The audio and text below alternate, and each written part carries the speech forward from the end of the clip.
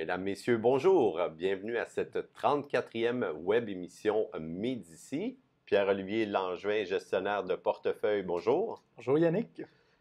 Je suis conseiller financier pour Médici et notre première question, elle est bien spéciale, Pierre-Olivier, parce que c'est la 100e question posée par notre auditoire, nos fans. Donc, on prend 3 questions par web émission. Et puis, nous sommes rendus à la 100e et elle est spéciale parce qu'en ce moment, il y a un fort engouement.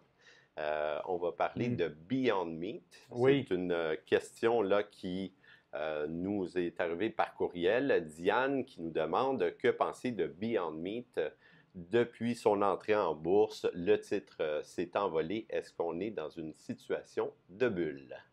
Oui, je pense même dans ta prochaine diapositive, tu avais prévu nous montrer le cours boursier de Beyond Meat, juste pour mettre les gens en contexte à la maison, s'il y en a qui ne sont pas déjà au courant. Beyond Meat, c'est une entreprise qui a fait une émission publique en bourse à 25 US. Dans la première journée de transaction, le titre a monté à 66 US. Donc, on le voit ici. On ne peut pas voir le cours auquel le titre a été émis, mais là, on le voit là. À 66. Oui. Et bien là, en ce moment, là, ce matin, il se transigeait à 178 US. Donc, on a vraiment une hausse assez astronomique, là. Puis ça, je crois que c'est à peu près en dedans de quelques mois, là. Donc, c'est très court. Puis donc, les gens, évidemment, se posent des questions. Ben, est-ce que c'est connecté avec la réalité économique de l'entreprise? Parce que c'est attirant, hein? On voit le titre monter et puis on se dit, ah, ben, tout à coup, qu'il y a un nouveau phénomène. Et puis souvent, ce qui se passe dans ces moments-là, c'est en bon français, fear of missing something. Les gens ne veulent pas rater une nouvelle vague, une nouvelle tendance. Est-ce que c'est le cas? Écoute, l'entreprise ne fait aucun profit en partant, là, et la capitalisation boursière, donc la valeur de toutes les actions mises ensemble, est de 10,6 milliards de dollars US. Elle a fait au cours des derniers mois, des 12 derniers mois, Beyond Meat, 165 millions de dollars de revenus, sans aucun profit.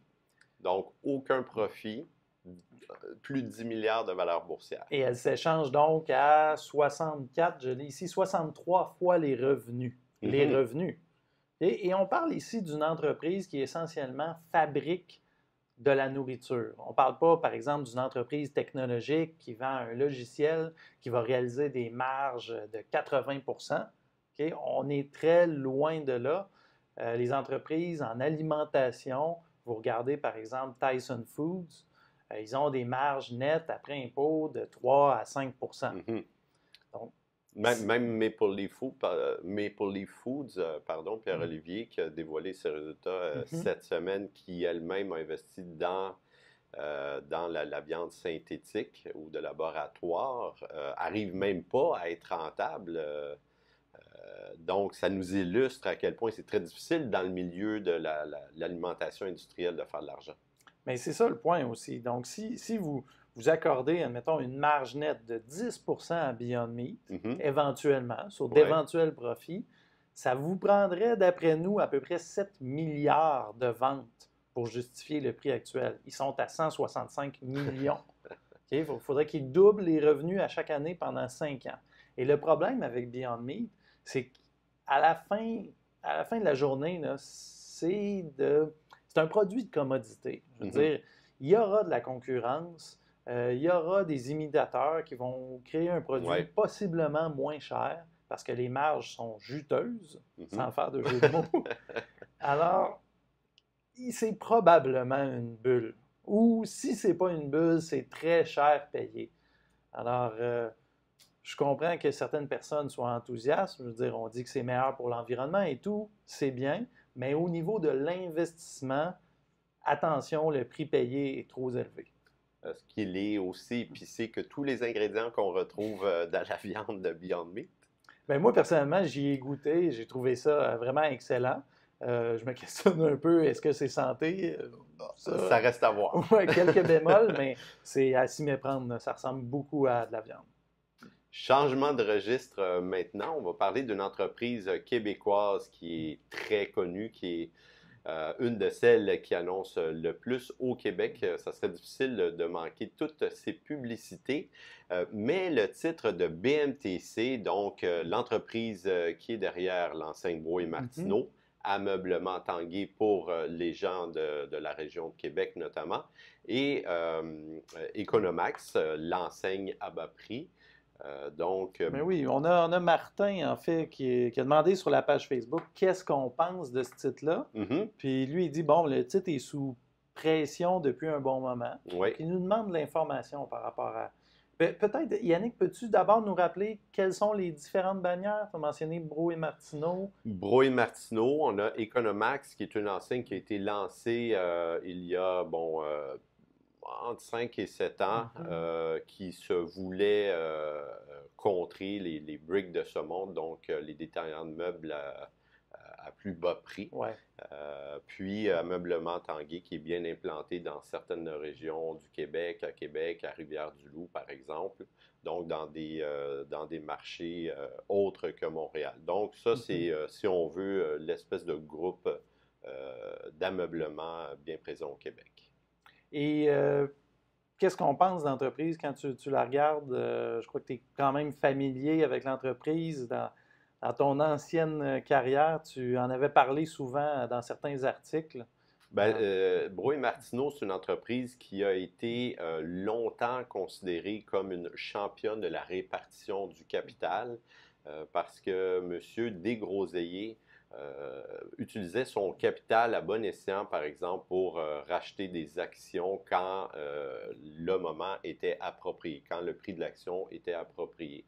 Par le passé, Bro et Martineau a réussi à profiter de moments, par exemple, défavorables dans le marché du meuble où elle gagnait des parts de marché sur des concurrents qui s'affaiblissaient. Utilisait le capital abondant qu'elle générait pour racheter des actions, augmentait son dividende sur une base régulière et le titre a procuré, ce faisant, un excellent rendement là, sur une longue période. Mais la situation a quelque peu changé. Mais oui, c'est ça. L'évaluation semble vraiment faible. Ce qui nous amène à nous demander qu'est-ce qui fait que l'évaluation est aussi faible. Je veux dire, il y a certainement une raison. Oui. Si on regarde strictement le prix de l'action, là, il se retrouve au même niveau qu'il était au moment de la crise financière de 2009. Donc, en fait, il est descendu en bas de 11 $. Il faut remonter à une dizaine d'années là, pour voir ce prix-là. En termes d'évaluation, le titre est effectivement vraiment pas cher. Là. Si on soustrait l'encaisse du titre, parce que l'entreprise possède plus de 3 $ par action d'encaisse, eh bien, il se négocie à environ 6 fois les bénéfices. C'est vraiment pas cher. C'est vraiment pas cher. Donc, si on le compare, par exemple, à un concurrent là, qui, il faut le dire, est très dynamique et en forte croissance, Wayfair. Wayfair a une évaluation astronomique. En fait, c'est un peu comme Beyond the Meat. On ne fait pas encore des bénéfices, mais les investisseurs lui accordent un chèque en blanc parce que l'entreprise a un potentiel de disruption et elle est en forte croissance. Donc, elle jouit d'une évaluation qui est non pas établie sur la base des profits, mais sur la base des revenus. Parce qu'on se dit, au diable les profits pour le moment, tant que l'entreprise a une croissance de 30 à 40 % par année, par exemple. Et qu'est-ce qui manque à BMTC pour que tu considères, par exemple, l'ajouter au portefeuille?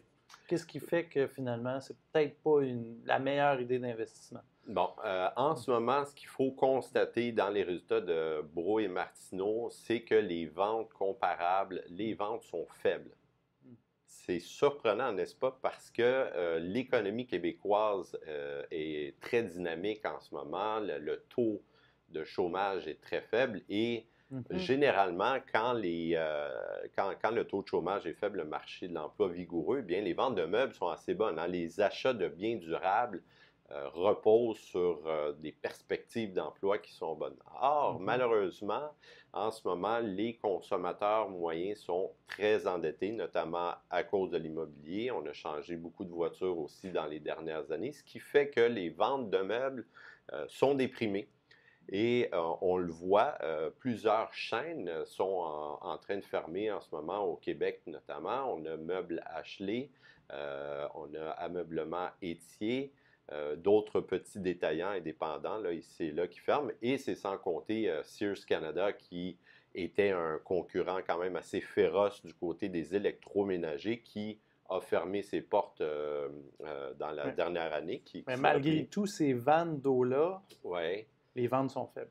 Bien, outre le fait que les consommateurs soient endettés, ce qui se passe, c'est que quand vous avez des fermetures de magasins, tout le monde est liquide. Hein? Donc, Meubles Ashley, on entend les publicités en ce moment, liquide ces meubles. Pareil du côté d'Étier, on va avoir des liquidations. Puis Sears Canada aussi. Donc, oui, probablement que Brouillard et Martineau va récupérer des ventes éventuellement, mais depuis un certain nombre d'années, ces fermetures-là font en sorte qu'il y a des liquidations par-dessus liquidations, ce qui fait de la concurrence inégale, si on veut. Puis, parlant de concurrence, on mentionnait justement Wayfair. Il y a de la nouvelle concurrence. C'est pas parce qu'il y en a qui disparaît qu'il n'y en a pas une nouvelle qui apparaît. Puis, je pense que c'est ça aussi qui a changé. C'est qu'auparavant, il y avait des détaillants physiques qui fermaient boutique. Et puis là, ça laissait la place aux détaillants comme Brouillard et Martineau qui avaient les reins plus solides. Aujourd'hui, on a des acteurs américains ou étrangers du web qui arrivent, qui n'ont pas d'installation physique à entretenir. Et elles font de la concurrence très féroce à Brouillard et Martineau qui, elle, soit dit en passant, doit investir dans son réseau de magasins pour le garder attrayant. Donc, Brouillard et Martineau doit à la fois mener une offensive sur le web pour contrer les Wayfair de ce monde et à la fois revamper tout son réseau. Et c'est ce qu'elle fait en ce moment. Elle vient d'ouvrir, Pierre-Olivier, un magasin phare, le magasin du futur, si on veut, à Sainte-Rose, qui est, à mon avis, très, très beau comme magasin, mais ça nécessite du capital. Donc, en conclusion, quelle serait ton conseil, si je peux dire, aux investisseurs? C'est sûr qu'il y a des attraits en apparence importants dans le titre, notamment la valeur de l'immobilier, la possibilité que l'entreprise utilise son capital pour racheter de ses actions. Cela dit, il faudrait voir une volonté, une capacité de l'entreprise à investir davantage dans la croissance. Je pense que c'est la bougie d'allumage qui manque au titre de Brouillard et Martineau pour regagner l'aura que l'entreprise avait par le passé. Ah, c'est bien dit. Donc, Pierre-Olivier, sur ces sages paroles, on a un autre titre, une autre entreprise qui est très, très connue au Québec, qui, elle aussi, si on peut faire le parallèle avec Brouillard et Martineau, doit à la fois affronter des concurrents physiques et des concurrents numériques. Oui, effectivement. En fait, je commencerai avec les chiffres en ce qui concerne Walmart. C'est une entreprise qui est un peu en mal de croissance. Dire oui, Walmart, c'est prédominant. Le nom est reconnu. Nous, chez Médicis, quand on voyage aux États-Unis, rencontrer des CEO d'entreprise, on a besoin d'aller faire quelques commissions pour les 2 jours qu'on passe là. Dès qu'on voit un Walmart, on veut y aller, on sait qu'est-ce qu'on va y retrouver. Bref, et c'est des biens de tous les jours. Puis, si vous regardez à long terme, Walmart, au fil des ans, ils ont su bien se transformer. On est passé du magasin un peu style Canadian Tire, où il y a toutes sortes de choses qu'on peut acheter, à vraiment un détaillant où on retrouve surtout des produits d'épicerie et de pharmacie. Donc, l'adaptation au commerce en ligne, c'est quand même bien fait au gré du temps. Le commerce en ligne, c'est beaucoup plus dur de vendre des produits frais d'épicerie, des produits de pharmacie avec la prescription, des biens de tous les jours à petit prix. On ne va pas nécessairement acheter ça en ligne. Donc, à ce niveau-là, Walmart a bien fait. On leur donne une bonne note, mais malheureusement, ils ne sont pas récompensés par une croissance de 15-20 % par année. Est-ce que c'est la taille, Pierre-Olivier, qui fait qu'aujourd'hui, Walmart a de la difficulté à avoir une croissance élevée? C'est sans doute un facteur. La concurrence en ligne, c'est sûr que c'est aussi un facteur, même s'ils ont réussi à bien s'en différencier. Écoute, les revenus ont cru de 1,5 par année sur les 4 dernières années. C'est quand même assez faible. Ben, c'est même pas l'inflation, à la limite, là, ou à peu près. Là. Les ventes comparables ont été un peu mieux l'an dernier, mais encore là, les ventes comparables sont presque au neutre. Donc, on a une entreprise qui, oui, fait des bonnes choses pour s'adapter au commerce en ligne, mais ils se battent contre un vent de face important. Alors, pour cette raison-là, puis le titre est à peu près à 21 fois les bénéfices passés. Donc, finalement, Pierre-Olivier, qu'est-ce qu'on répond à Steve qui veut savoir si le titre de Walmart est intéressant? Bien, c'est ça. En fait, on a parlé tantôt d'un titre qui a des vertus défensives, mais à 21 fois les profits, c'est trop élevé. Je veux dire, si vous payez 21 fois les profits pour une entreprise, vous devez avoir une certaine croissance prévisible. Walmart, malheureusement, génère pas suffisamment de croissance pour justifier le prix. À 21 fois les profits, on devrait s'attendre à au moins 10 à 15 de croissance prévisible sur les prochaines années. Les risques de l'avoir avec Walmart en ce moment, avec le vent de face sur le commerce en ligne, sont quand même élevés. Puis il faut dire, Pierre-Olivier, que Walmart a essayé de croître à l'étranger, hein, pas juste compter sur le marché nord-américain. Puis ça a été un succès quand même assez partagé. Oui, bien, je ne pourrais pas te dire exactement. Je n'ai pas regardé les chiffres par segment géographique. Je pense que quand on voit que la croissance n'est pas rendez-vous, qu'elle vienne d'un territoire ou de l'autre, effectivement. Ben, les faits sont là. Alors, pour cette raison-là, on passe. Il existe beaucoup d'autres détaillants intéressants qui ont une croissance soutenable. Donc, pas besoin d'investir dans Walmart. Bon, ben Steve a sa réponse. Donc, ça complète cette 34e web émission. Nous vous remercions pour votre attention. Nous avons répondu jusqu'à présent à 103 questions. Et ce n'est pas fini. En fait, ça ne fait que commencer. Nous vous invitons à nous rejoindre, que ce soit par courriel à info@gpsmedici.ca, par l'entremise de notre site web, gpsmedici.ca, ou par les réseaux sociaux. Hein. On est très actifs sur Facebook. Vous pouvez nous écrire une question sur la page Facebook, sur le fil, ou encore LinkedIn, où nous avons également une page. Salutations à Pierre-Olivier. Un grand merci pour les analyses. Merci Yannick. À la prochaine.